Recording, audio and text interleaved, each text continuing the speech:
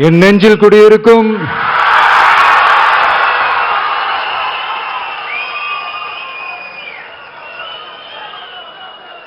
என்னுடைய தோழர்களுக்கும் தோழிகளுக்கும்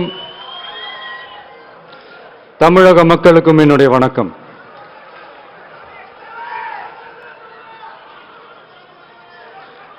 நம்ம குடும்ப உறவுகளை இழந்ததனால சொல்ல முடியாத வேதனையிலும் வலியிலும் இவ்வளவு நாளா இருந்தோம். அப்படிப்பட்ட அந்த சூழல்ல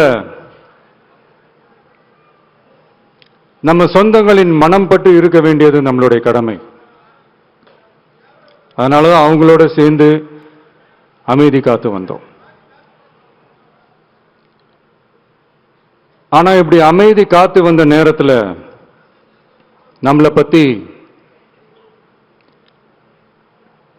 வன்ம அரசியல் வலைகள், அர்த்தமற்ற அவதூறுகள்னு இந்த மாதிரி நிறைய விஷயங்கள் நம்மளை பத்தி பின்னப்பட்டன, பரப்பப்பட்டன. இது எல்லாமே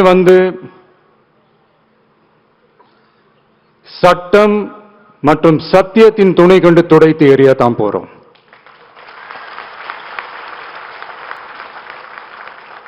பட் அதுக்கு முன்னாடி தமிழக சட்டமன்றத்தில் நமக்கு எதிராக நிகழ்த்தப்பட்ட ஒரு உரைக்கு ஒரு நாகரிக பதிலடி கொடுக்கணும்னு நான் நினைக்கிறேன்.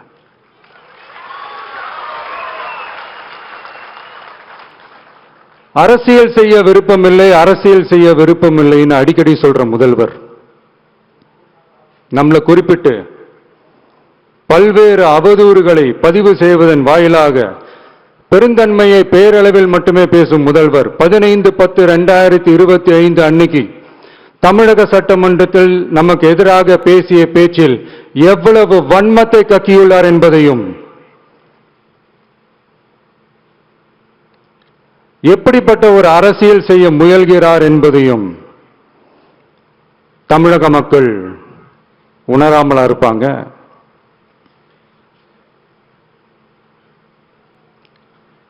இந்த கரூரோட சேர்ந்து 5-6 மாவட்டத்துக்கு இந்த மக்கள் சந்திப்பு நிகழ்ச்சிகள்லாம் நடத்தியிருக்கிறோம், போயிருக்கிறோம்.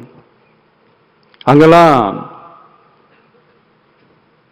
இந்த லாஸ்ட் மினிட் வரைக்கும் எங்களுக்கு அந்த இடம் கொடுப்பாங்களா மாட்டாங்களா, பெர்மிஷன் தருவாங்களா மாட்டாங்களா, இப்படியே இழுத்து அடிச்சுக்கிட்டு இருப்பாங்க. நான் நாகப்பட்டினத்தில் சொன்னது மாதிரி தான். நாங்கள் ஒரு இடம் செலக்ட் பண்ணி கேட்போம், மக்கள் நல்லா ஸ்பேஷியஸா நின்று பார்க்குற மாதிரி. பட் அவங்க அதையெல்லாம் ரிஜெக்ட் பண்ணிட்டு மக்கள் நெருக்கடியோடு நின்று பார்க்குற மாதிரி ஒரு இடத்த செலக்ட் பண்ணி எங்களுக்கு கொடுப்பாங்க. இது டிஃபால்ட்டா எல்லா இடத்துலையும் இந்த ஒரு ஆர்குமெண்ட் நடந்துட்டு இருக்கும்னு வைங்க. அது மட்டும் இல்ல, இந்தியாவிலேயே எந்த ஒரு அரசியல் கட்சி தலைவருக்கும் கொடுக்கப்படாத கண்டிஷன்ஸ். பஸ்ஸுக்குள்ளேயே இருந்து பார்க்கணும், மேலே கை காட்டக்கூடாது, இப்படிலாம் ஒரு அதீத கட்டுப்பாடுகளை கொடுத்த உடனே எங்க சைட்ல இருந்து ஒரு அறிக்கையும் வெளியிட்டோம். அது மட்டும் இல்ல, தமிழக வெற்றி கழகம் சார்பாக அனைத்து கட்சிகளுக்கும் சமமாக ஒரு முறையான ஒரு பொது வழிகாட்டு முறைகள் SOPs சொல்லுவாங்க, அதையும் வழங்கணும்னு சொல்லி உயர் நீதிமன்றத்தையும் நாடி இருக்கணும். இதுவும் தமிழக மக்கள் உணராமலா இருப்பாங்க. இப்படி ஒரு அரசியல் காழ்ப்புடன், நேர்மை திறனற்று நம்மளை பத்தி குற்றம் சாட்டியுள்ள குறுகிய மனம் கொண்ட முதல்வர் அவர்களுக்கு ஒரு சில கேள்விகள். உச்சநீதிமன்றத்தில், அதாவது 13/10/2025 அன்னைக்கு உச்சநீதிமன்றத்தில் நடந்த அந்த விவாதங்களை வைத்தும் அந்தந்த உத்தரவுகளை வைத்தும் இந்த கேள்விகள். இப்படி பொய் மூட்டைகளா நம்மளை பத்தி இந்த அவதூறுகளை அவிழ்த்து விட்ட முதல்வர் அவர்களுக்கும் திமுக அரசுக்கும் சார்பாக கோடிகளை கொட்டி அமர்த்தப்பட்ட அறிவார்ந்த வழக்கறிஞர்கள் அவங்க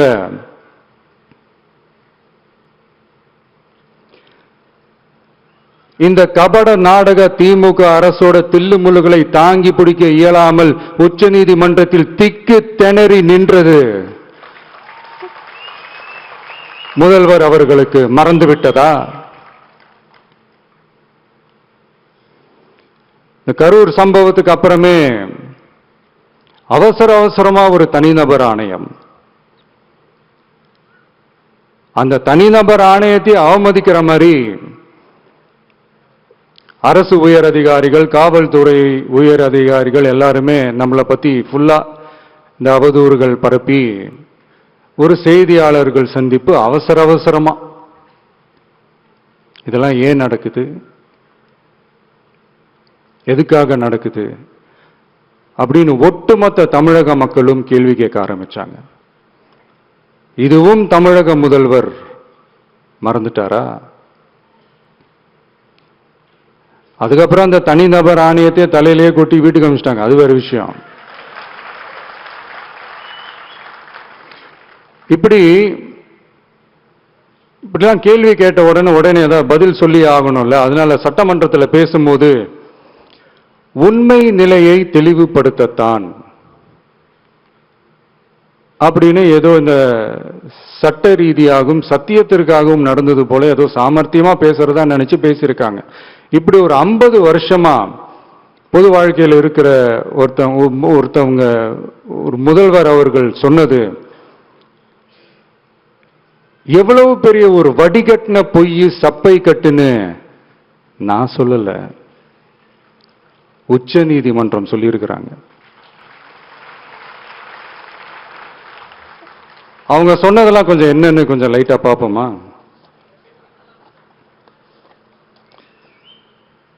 The comments which have been made before the media by the top officers of the police department may create doubt in the minds of the citizenry on impartiality and fair investigation.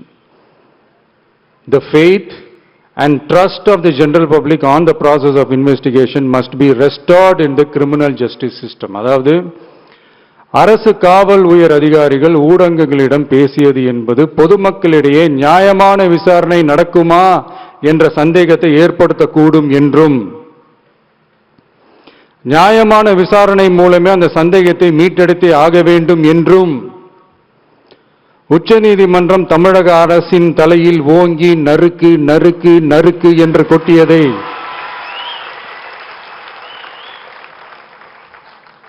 முதல்வர் அவர்கள் மறந்துட்டாரா?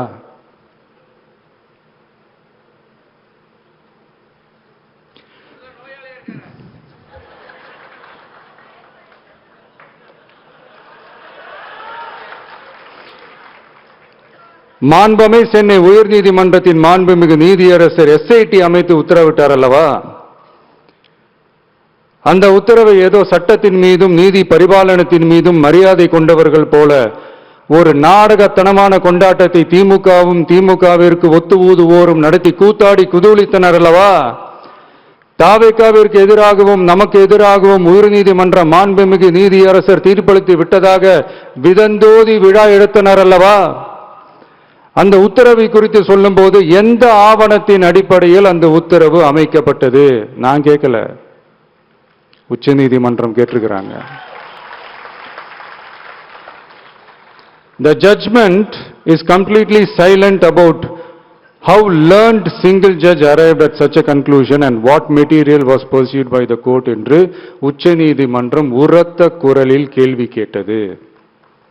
அப்போதும் கூட உச்சநீதிமன்றத்தில் திமுக அரசுக்காக வாதாடிய அறிவார்ந்த மூத்த வழக்கறிஞர்கள் பதில் சொல்ல இயலாமல் வாய் மூடி மௌனம் காத்ததை நாடே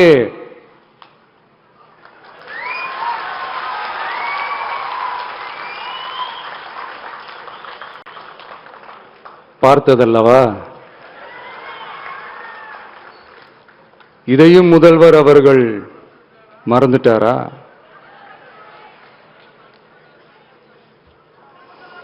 Such petition ought to be dealt with by the division bench, registering as public interest litigation in right earnest and not to be dealt with by a single bench. அதாவது பொது வழிகாட்டு முறைகளான SOP அமைக்கப்பட்டு வெளியிட வேண்டும் என்ற கோரிக்கையுடன் வந்த ரிட் மனுவை நீதிபதிகள் டிவிஷன் பெஞ்ச் தான் கையாள வேண்டும்,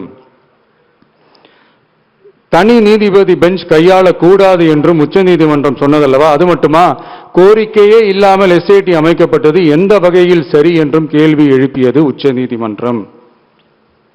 இது எல்லாமே அறியாமலோ இல்ல அறியாதது போலவோ உச்சபட்ச அதிகார மயக்கத்தில் இருந்து பேசினாரோ முதல்வர் அவர்கள்?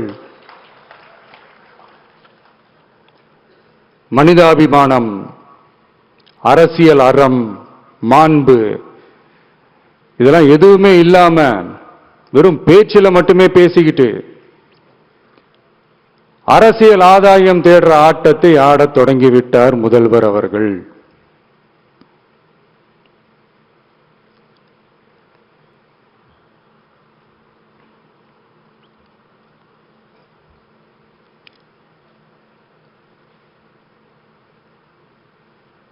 இதெல்லாம் என்ன அவங்களுக்கு புதுசா? என்ன 1969க்கு அப்புறமே எப்போ கட்சி அவங்க கைக்கு வந்ததோ,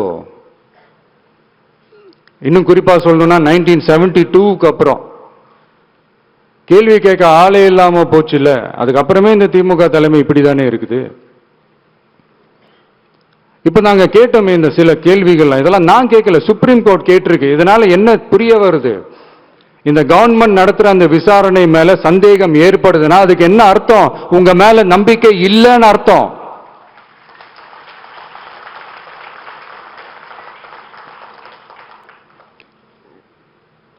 இதெல்லாம் ஏன் எதுக்காகன்னு முதல்வர் அவர்களுக்கு புரியுதா?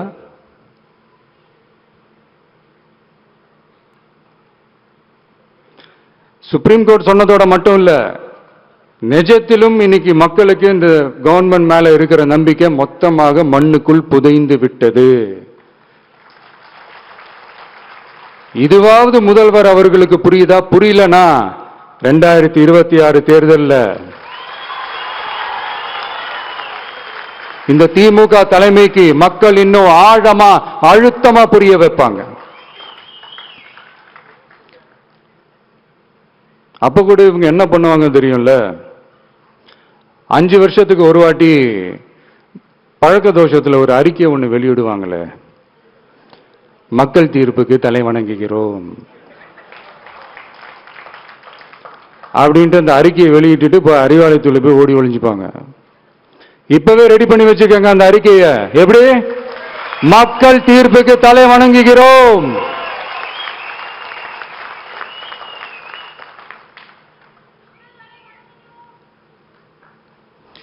நான் போன பொதுக்குழுவில் சொன்னதான் இங்க நான் திரும்பவும் சொல்றேன். இயற்கையும் இறைவனும் நம் தமிழக சொந்தங்களின் வடிவில் மாபெரும் மக்கள் சக்தியை நம்ம கூடவே நிற்கும் போது எம் மக்களுக்கான அரசியலை தடுப்பவர் எவர்? அதனால தோழர்களே, நமக்கு வந்திருக்கிற இந்த இடையூறு வெறும் டெம்பரரி மட்டும்தான். எல்லாத்தையும் தகர்த்தெறிவோம், மக்களோட கை கோர்த்து நிற்போம், மக்களோட களத்துல போய் நிற்போம். நம்ம பயணத்துல தடம் மாறவே மாட்டோம். இப்பவும் சொல்றேன், 2026ல 2 பேருக்கு நடுவுலதான் போட்டியே. ஒண்ணு, இன்னொன்னு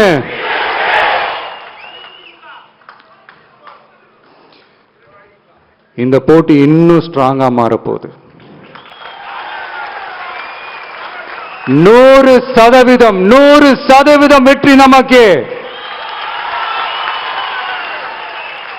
வாகை சூடுவோம், வரலாறு படைப்போம், கான்பிடென்டா இருங்க, நல்லதே நடக்கும், வெற்றி நிச்சயம். மீண்டும் சந்திக்கும் வரை நன்றி, வணக்கம்.